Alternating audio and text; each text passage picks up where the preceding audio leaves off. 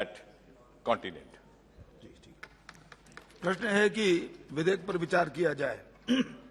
जो सदस्य इसके पक्ष में वो हाँ कहें, जो सदस्य इसके विरोध में वो ना कहें। मेरे विचार में निर्णय हाँ वालों के पक्ष में हुआ। हाँ वालों के पक्ष में हुआ। विधेयक पर विचार करने हेतु प्रस्ताव को स्वीकृत किया गया। अब सभा विधेयक पर खंडवार विचार करेगी।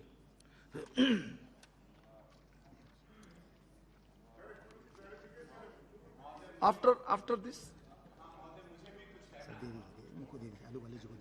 अभी कुछ आलू वाले जी।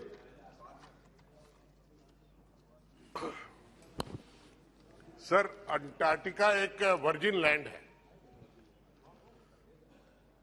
और वहां पर बर्फ ही बर्फ है और उसकी सतह बहुत मोटी है। उसके नीचे सारी चीजें हैं और वो वर्जिन कैटेगरी में हैं। मंत्री महोदय ने कहा कि कोई इलीगल माइनिंग ना हो। उसके नीचे वर्जिन पॉलीमेटेलिक नोड्यूल्स हैं, कोबाल्ट है, निकल है, उसके साथ साथ गैस है। उसके नजदीक ही नॉर्वे है। नॉर्वे आज की डेट में सबसे ज्यादा ऑयल बेचता है और उसके अगल बगल से ये सारा तेल और गैस निकलती है, क्रूड निकलता है, उसकी सतह के नीचे से ही निकल रहा है।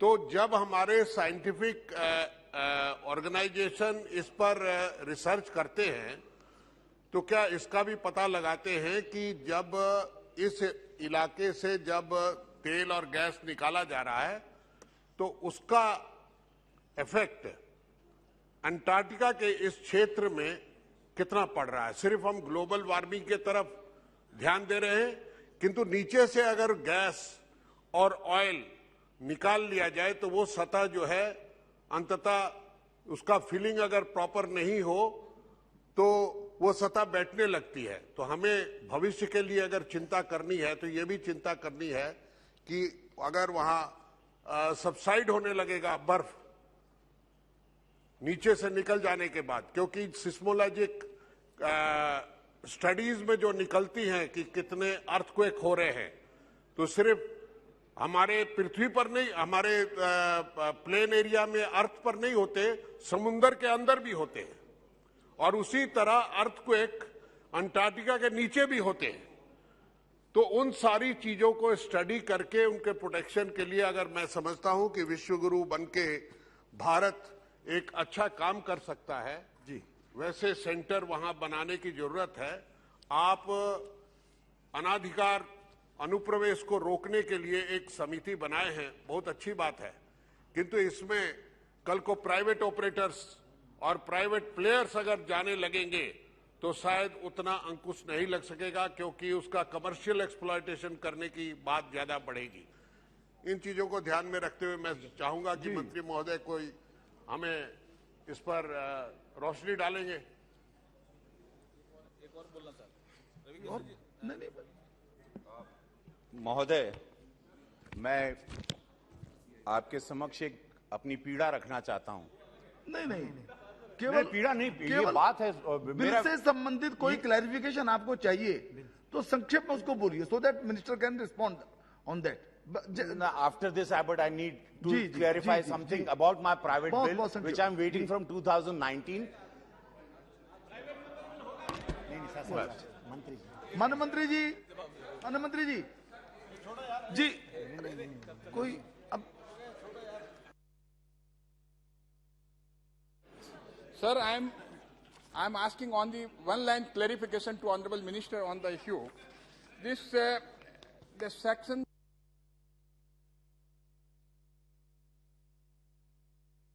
to citizen of India, I can understand it, but it will also apply to citizen of any other country as well as any vessel or aircraft registered outside India.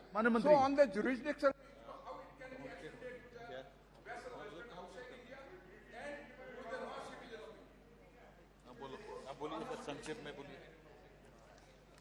अध्यक्ष जी, ये माननीय हमारे वरिष्ठ सदस्य आहलूवालिया साहब ने इस विषय के जानकार भी हैं, पूरा अध्ययन करके इन्होंने अपनी बात रखी है और उनका कहना ठीक है कि उसके आगे पीछे दूसरे देश भी हैं और उन्होंने भी अपने वहां पर संस्थान स्थापित किए हुए हैं। अब जैसे उदाहरण के तौर पर नॉर्वे है, तो नॉर्वे केवल 100 किलोमीटर दूर हमारी लेबोरेटरीज जो हमारे संस्थान है उनका संस्थान भी है। और ये ट्रीटी भी इसीलिए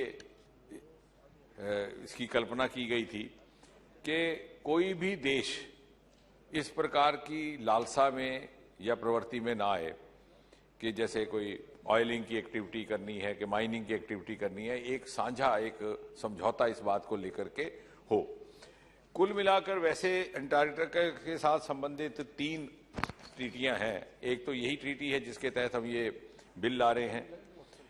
दूसरा convention of Antarctica marine living resources के जो वहां पर दूसरे तरह के रिसोर्सेज हैं उनको कैसे प्रिजर्व करना।